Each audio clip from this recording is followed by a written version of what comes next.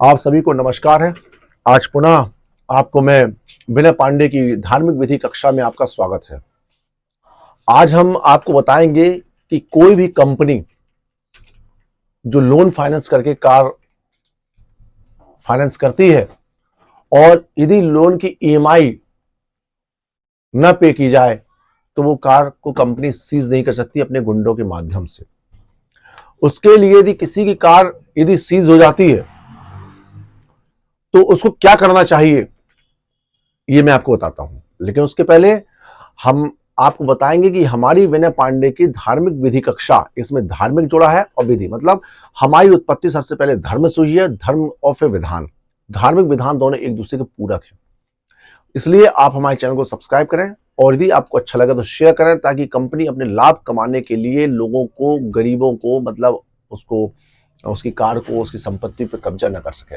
आपको सब्सक्राइब करें और फिर मैं आपको बताता हूं क्या होता है जब कंपनी हमसे जो है जब हमको कोई कार फाइनेंस कराना होता है तो स्वाभाविक रूप से हम बैंक के पास जाते हैं।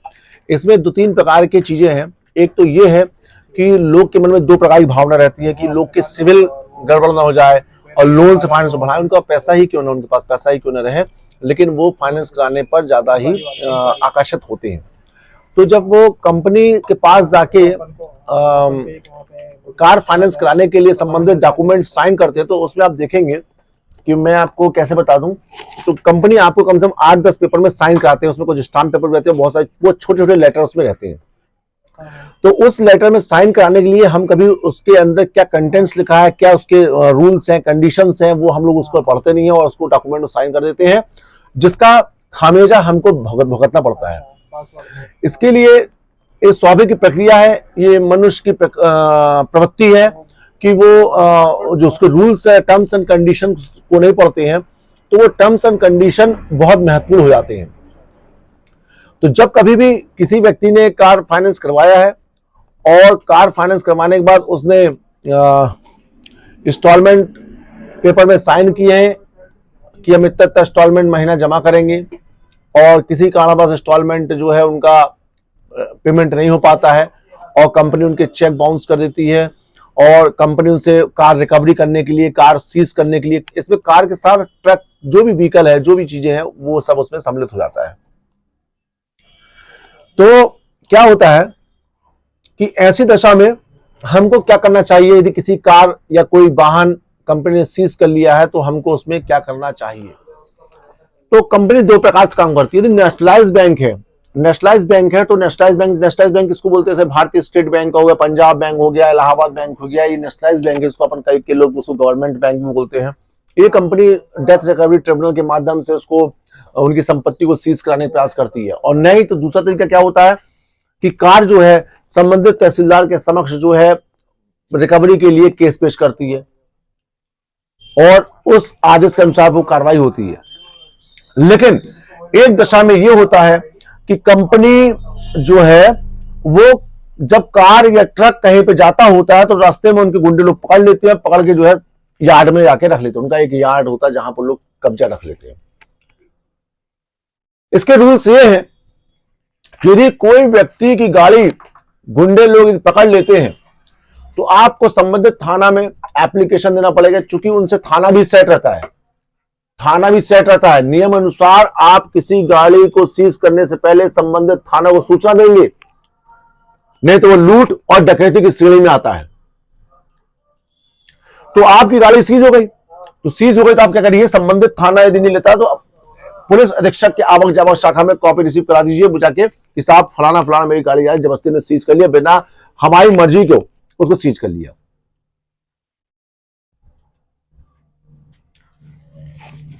तो उस एप्लीकेशन में यदि पुलिस कार्रवाई नहीं करती है, कायदे से वो लूट का मामला बनता है कि आप किसी गाड़ी छुड़ा रहे हो, और यदि उस कंपनी काम नहीं करती है तो कंपनी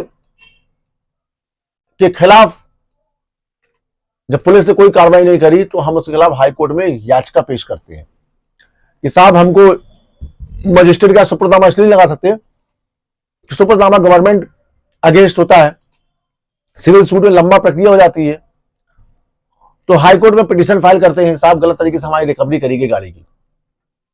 जनरली बैंकिंग मामले में हाई कोर्ट भी एंटरटेन नहीं करती है, लेकिन हमको ये प्रूव करना पड़ता है। हाईकोर्ट ने आपने पिटीशन फाइल किया, तो पिटीशन फाइल करने के दौरान आप वहां बताइए कि जो आपका जो एग्रीमेंट देखेंगे, तो एग्रीमेंट में बहुत बड़ी चीज उसमें लिखी होती है जो आप और हम नहीं पढ़ते, और उसको ना कंपनी फॉलो करती ना हम फॉलो करते हैं। तो ऐसी दशा में क्या उचित हो सकता है?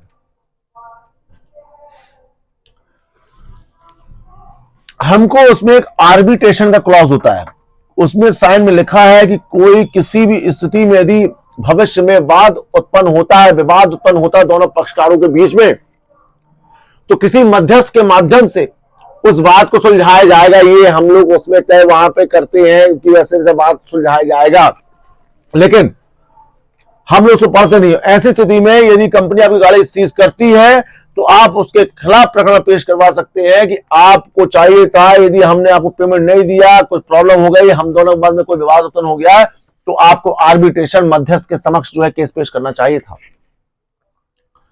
और आर्बिट्रेशन पे दोनों पक्ष को सुनने पर जो आदेश पारित करेगा उस हिसाब से काम करना पड़ता है। लेकिन कभी कभी कंपनी यदि अपने हिसाब से मध्यस्थ नियुक्त कर लेती है और आपको भी कोई बात रखना और आपकी सुनवाई नहीं हो पा रही है, तो आप भी काउंटर वाद वहां पेश करिए मध्यस्थ के समक्ष, जो आर्बिट्रेटर बना हुआ है।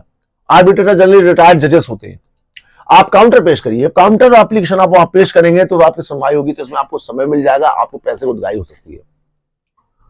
और नहीं तो जो आपसे लूट करी गई है उसमें भी आप परिवाद पेश करिए, कंप्लेंट पेश करिए। उस कंप्लेंट केस यदि आपका सुनवाई योग्य रहा होगा तो उसमें लोग लूट का मामला बनेगा और कंपनी के अधिकारी लोग जेल जा भी सकते हैं। तो मैंने आपको बताया कि किसी कंपनी वाले मामले में जो उसमें क्लॉज होता है, आप उसका टर्म्स एंड कंडीशन का जो फॉर्म होता है उसके आपके पास रहते हैं, उस फॉर्म में आप देखना उसमें आर्बिट्रेशन का शब्द लिखा होगा। आर्बिट्रेशन एंड कॉन्सुलेशन एक्ट, मेरे पास देखो यहां कहीं लिखा है क्या? होगा, मेरे पास होना चाहिए। आर्बिट्रेशन आर्बिट्रेशन आर्बिट्रेशन आर्बिट्रेशन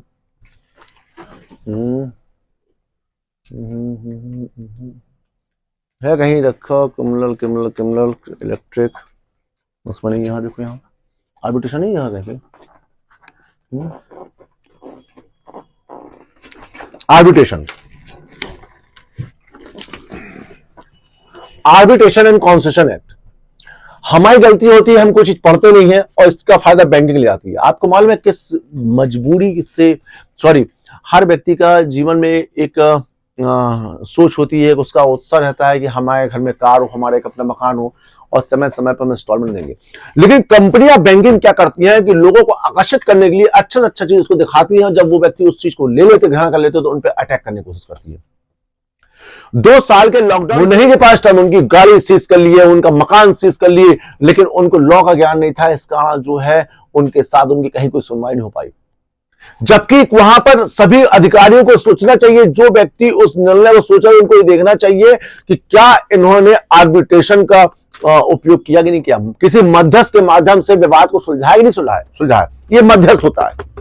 मध्यस्थ मतलब मान लीजिए मैं और ये, हम दोनों के बीच में विवाद होता है, ये कंपनी है और मैं, यदि हम दोनों के बीच में विवाद होता है तो स्वाभाविक कोई थर्ड व्यक्ति को बैठा जाता है, भैया हम लोग के बीच में निर्णय कर लो, तो उसको बोलते हैं मध्यस्थ, उसको इंग्लिश बोलते हैं आर्बिट्रेटर और आर्बिट्रेशन मध्यस्थ। तो जब तक ये व्यक्ति सुलझाएगा नहीं मैटर, उसके बाद हम कोर्ट ऑफ सेशन में जाएंगे, डिस्ट्रिक्ट कोर्ट में, वहां केस पेश करेंगे। ऐसी प्रक्रिया चलती है, लेकिन लोग कब्जा कर लेते, गुंडागर्दी का कर लेते हैं और हम और आप कुछ नहीं कर पाते। तो जब कभी ऐसी बात हो, डायरेक्ट हाईकोर्ट में पिटीशन फाइल करिए कि साहब इन्हें पालन नहीं किया है, आर्बिट्रेशन पालन नहीं किया, और नहीं तो परिवार पेश करिए, परिवार बताइए कि ये इन्होंने इस क्लॉज का पालन नहीं किया, अतः इन्हें पालन नहीं किया, इनके गुंडे लोग रिकवरी करे हैं और आप इनके ऊपर कार्रवाई करिए और करेंगे कार्रवाई। और यदि किसी कंप्लेंट केस में देरी होती है तो आप WP rate petition under article 226 के अंतर्गत, स्पीडी ट्रायल के अंतर्गत, उसमें जो है आप पिटीशन भी फाइल कर सकते हैं। लड़ाई लड़िए, तभी जो है चीज का समाधान होगा। गुंडागर्दी कंपनी चले, ये बर्दाश्त योग्य नहीं है। क्योंकि मेरे पास हजारों मामले आ रहे हैं और सिर्फ इसी के मामले आ रहे हैं कि हमारी कार जब्त कर लिया, हमारा ट्रक जब्त कर लिया, हमारी बस जब्त कर लिया और कहीं कोई सुनवाई नहीं हो रही। वो बेचारे क्या कर रहे हैं? क्यों? उन लोग वहां थाना, पुलिस थाने में जब वो सामने व्यक्ति एप्लीकेशन देता है तो रोज नामचा साना में उसकी एंट्री होना चाहिए कि वो व्यक्ति ने एप्लीकेशन दिया कि साहब हम फलाना फलाना गाड़ी को सीज करने जा रहे हैं, उसके साथ एक कांस्टेबल भी होगा। लेकिन कंपनी ऐसा नहीं करती, कभी पुलिस भी नहीं जाती थी। आप सभी को नमस्कार है, मैं विनय पांडे की विधि धार्मिक विधि कक्षा के अंतर्गत आपसे बात कर रहा हूं। गेट बंद करो। और दूसरी चीज, आपको इसमें बहुत सारे निर्णय हम आपको देंगे। हमारे कमेंट बॉक्स में आप कमेंट करेंगे तो हम आपको लिंक दे देंगे, उस लिंक को क्लिक करेंगे तो हमारी www.dharmvidhi.com के नाम से वेबसाइट है, उसमें ढेर सारे ऐसे जजमेंट्स अपलोडेड हैं। तो अभी आज वीडियो रहेगा, कल आप इसको कमेंट बॉक्स में देखेंगे, आपको लिंक आ जाएगी, उस लिंक को क्लिक करेंगे तो आपको जजमेंट्स मिल जाएंगे। तो आप चाहे अपने वकील के माध्यम से, चाहे स्वयं, चाहे जैसा भी, उस केस को लड़ेंगे, आपकी सफलता हासिल होगी। जय श्री कृष्ण। मैं विनय पांडे, एडवोकेट, जबलपुर से, विनय पांडे की धार्मिक विधि कक्षा से।